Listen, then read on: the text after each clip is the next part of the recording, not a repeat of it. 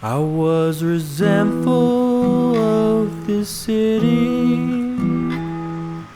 and all that kept me here. Said, can't be nobody around cornfields, boy, so get away from there. Well, I've been to bigger cities, I breathe that dirty air, but I keep coming back to cornfields and engines, can be denying where.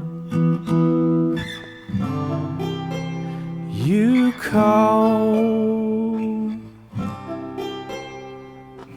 home. I could not believe the stars at midnight, the view from my front step, the simple things that I took for granted. In all those years I wish I left. Well, the people living steady, don't get too upset. The economy slows down, the road you go down might be the only thing you got left to call home.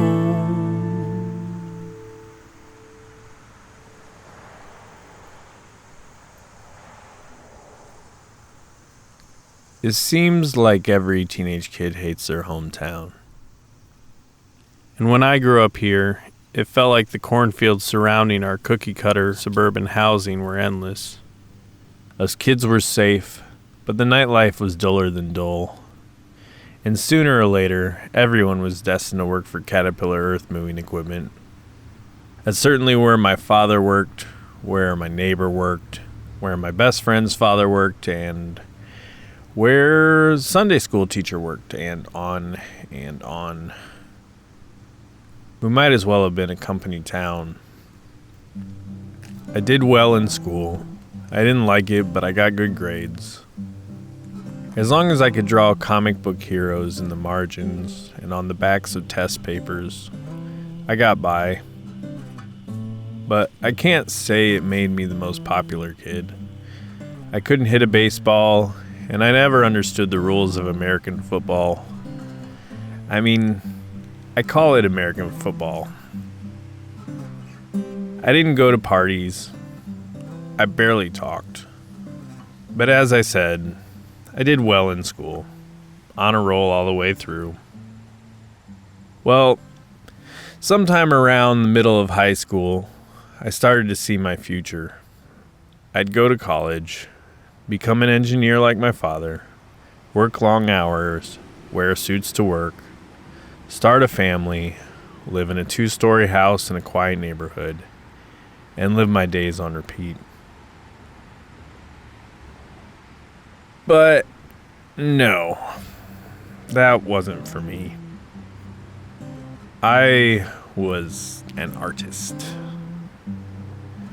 Looking back now, this feels like arrogance, but then it felt like hope. Against the suggestion of my parents, I didn't go to college for engineering. I didn't go for their second suggestion of business. I went for art, which is also known as filling a big bag with money and setting it on fire. That's not to say I didn't work hard, and that's not to say I didn't learn something. It is to say that it's a tough degree to turn into a profitable livelihood. By the time I graduated, my roots had gone too deep. Maybe it has to do with that saying that hate is just another form of love. The harder I pushed away, the further it tightened its grasp. I had begun seeing this town as part of my own identity. It no longer seemed escapable. Although I did try. I played a little guitar and wrote some songs. The punk DIY community was thriving in the U.S. back in the late 1990s and early 2000s, with resources like Maximum Rock and Roll's BYOFL. So with a few friends, I hit the road. Within a few months, we had seen much of the continental United States. We slept on dirty floors and drove through blizzards and cuddled with flea-covered kittens. I felt alive. The well of experience seemed to be overflowing, and I was getting to share all of it with my closest friends. Strange and new adventures awaited each and every day for us young musicians as we made our way on the road. But in time, I found that the cities that really resonated, the cities that truly felt filled with my brothers and sisters, were industrial towns like the place I was running from. Cities like Flint and Cincinnati, where the people were no strangers to hard work and labor disputes, felt like home. And at the end of every tour, there was a bed waiting for me back at my parents', and a job serving fast food waiting back in town. Not all of my friends had that safety net, and adulthood caught up with all of us in time. In order to keep touring, band members started to get replaced, and the closeness of the pack started to dissolve. It wasn't until I had already been touring on and off for 5 years that I finally left this town for real, and that felt like a last resort. It seemed that the well had run dry.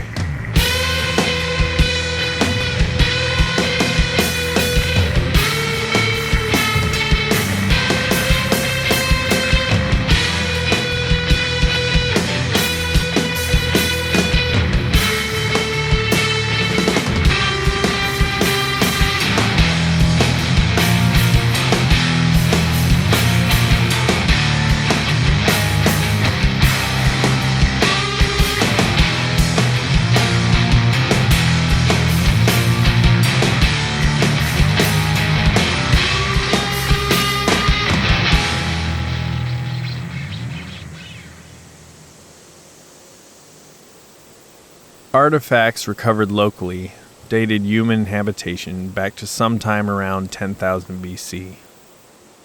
When the first white men entered the region, leaving us with written records, the year was 1673 AD. At that time, the land was populated by the Illini of the Algonquin nation. That is to say, the Illini were an alliance of tribes, and that they spoke the Algonquin language.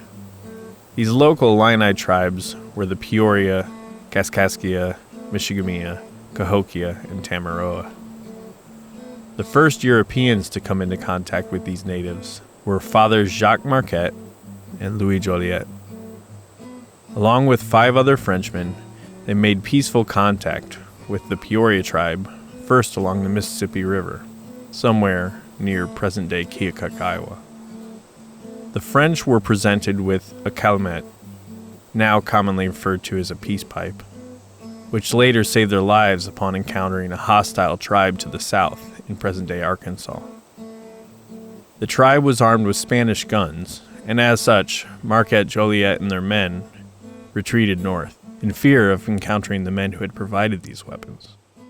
On their trip back north, the French turned off onto the Illinois River, and were pleased to again encounter the Peoria tribe, somewhere near where I now record. 7 years later, the French returned under the leadership of Robert Rene Cavalier Sieur de La Salle, that is, the Lord of La Salle, and his lieutenant, Henry de Tonty, otherwise known as Henry Ironhand. The group had set out with some 30 men from Fort Frontenac, in present-day Kingston, Ontario, Canada. The traveling was difficult, and the French often found themselves struggling to acquire sustenance. Upon passing a native village near present-day Starved Rock, the men chose to steal 40 bushels of corn to sustain themselves. The village was abandoned for winter, as the custom was to hunt during the winter and then return to plant in the spring. It was early January when they guided their 8 canoes down the Illinois River. Upon rounding a bend, the French found themselves amidst Illini camps on both sides. The natives were startled, but La Salle was luckily able to calm them with assurances that his men did not side with the feared Iroquois, whom La Salle had actually camped with at Frontenac. During these assurances, La Salle discussed his intentions of traveling further south on the river. In response, the Illini warned of grave dangers, including hostile tribes, monsters, and serpents that would await them if they continued. During the following evening, 6 Frenchmen deserted to the north in fear.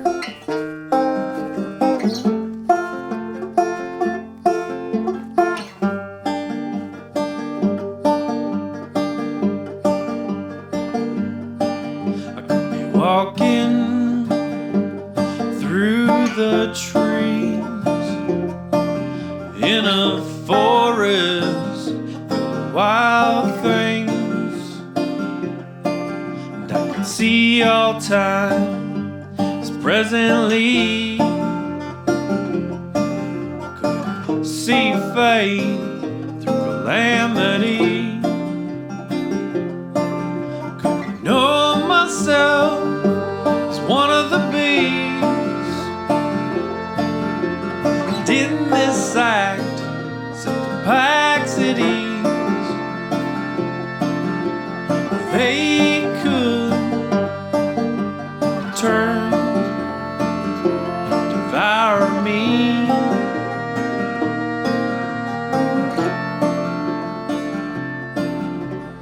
I could live for the bees, will they live for me? I see 2 paths, I see 2 paths, one out of love, one out of fear. First could leave us broken and the other leaves us here. The remaining French camped for 10 days, negotiating a peace with the tribes that they often referred to as savages in their personal notes. On the evening of January 15th, 1680, after a thaw that allowed them to cross the river, the French began construction on a fort on a small hill on the east side of the river. Henry de Tonty named their construction Fort Crevecoeur. Some historians argue that this was simply the name of a noble French family across the ocean. Others believe that it was named as such to celebrate King Louis XIV's capture of a Fort Crevecoeur in the Netherlands. Tonty's fellow traveler at the time, Father Louis Hennepin, took the more poetic understanding that it stood for the 2 separated words of crève and cœur, meaning heartbreak. The heartbreak, to him, was in the desertions and near constant struggle to remain fed. The fort was a simple wooden structure, with its back resting on the hill's peak. 15-foot ravines ran just outside the northern and southern walls, while the peak side was partially surrounded by ravine as well. The walls were constructed with 25-foot timbers placed 3 feet deep in the ground. Each inside corner of the fort held a building, with 2 holding the general population of men, 1 holding arms, and the 4th holding the Recollet brothers, that is, the religious missionaries within the group. Once the buildings were constructed, the men began building a larger water-faring vessel to replace the 40-ton Le Griffon, which had been lost months earlier. By March 1st, La Salle found the group in need of supplies and rigging for the ship. As such, he commanded half of the men to then head north on foot with him back to Fort Frontenac. Upon again passing present-day Starved Rock, he decided it also would make a good location for a French fortification, and commanded that Henry de Tonty take a group of men to begin the building process. Tonty followed orders and headed to Starved Rock on April 15th, 1680. The next day, 8 of the remaining 9 Frenchmen at Fort Crevecoeur followed the guidance of Martin Chartier and mutinied against La Salle and Tonty. The fort was pillaged and then burned. Most of the men then fled north to Canada, then known as New France, while Chartier headed east and joined the Shawnee. This was merely 3 months after the fort had been built. Etienne Renault, the last loyal man in the camp, was said to have burned the phrase, "Nous sommes tous des sauvages," into the side of the camp's partially constructed ship before heading north to join Tonty. In English, that reads, "We are all savages." With this brush and an artist's touch, an image unfolds. It's a portrait set in an apple orchard of a highway sun. A man on the run without any luck.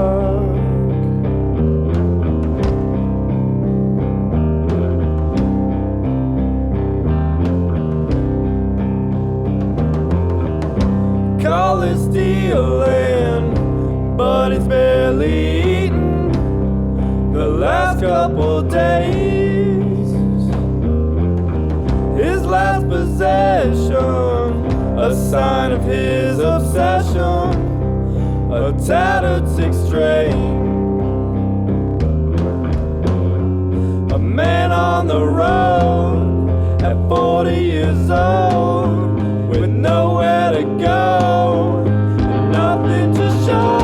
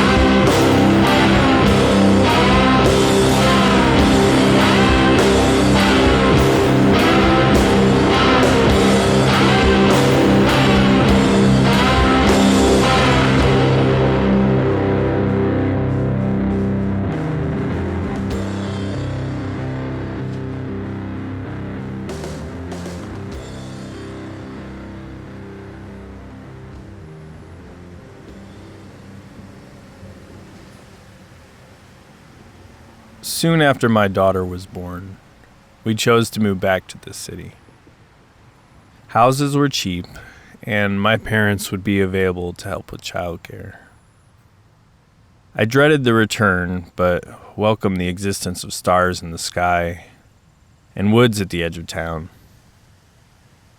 You don't realize how much your own childhood affects what upbringing you wish to have for your child until you are making another person's life-directing decisions. It made me realize that I did fondly recall running through yards and jumping fences with my 2 brothers. I loved running free and riding bikes through the neighborhood streets. Maybe the return would not be so dire. My initial settling was rough. I had taken a job with a poorly run market. It was an attempt to live life as I had up north, but it was short-lived. As always, the larger corporations weren't the ones dreaming and innovating here. Luckily, an old friend who had booked my music years earlier crossed my path one day at work. Point blank, or as a half joke, she told me that I should leave the job and live a more true life. Well, she told me that I should work someplace where I could grow my beard back. In either case, she was right. I then landed at a small locally owned foodie business. This brought me back into the creative do-it-yourself community that I had cherished in my youth. The people around me were dreamers. They had vision and hunger for the world around them. The neighborhood around our house started to feel cozy, with packs of small children running from yard to yard. Large sections of grassy ground cover were converted into garden after my wife developed skills on a local organic farm. I began hiking and exploring with my daughter in local parks and nature preserves. Old friends once again became my closest and dearest pals. This year, I came to a realization. You see, I went to college. I work long hours. I started a family. I live in a 2-story house in a quiet neighborhood. And I live my days on repeat. I might not wear a suit, and I might not be an engineer. But being like my father isn't so bad. He was making the necessary sacrifices to care for the ones he loved, as do I. Here I am, a middle child of a middle-class family, now in middle age. Here I am, back where I began. This is Middle America.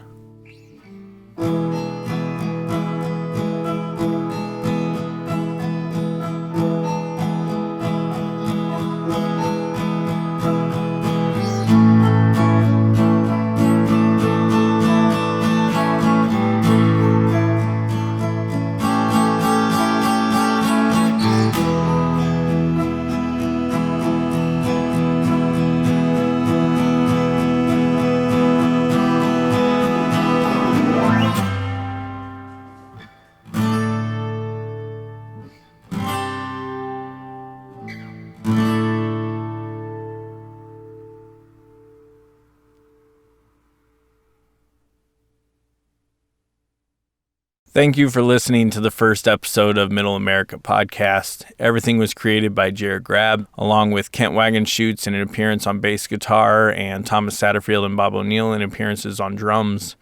You can see a full listing of the music used in today's episode on the episode's page. If you have a friend who likes to explore or burn down forts or go canoeing or hates their hometown, please tell them about this podcast. Please rate this podcast and write a review. And please go to the Patreon page at patreon.com/midamericapod. I will be posting audio and photos from my visit to Fort Crevecoeur Park, locally referred to as Fort Crevecoeur Park, up there, along with exclusive music for supporters. It would really help me make more of these. Thank you. Until next time.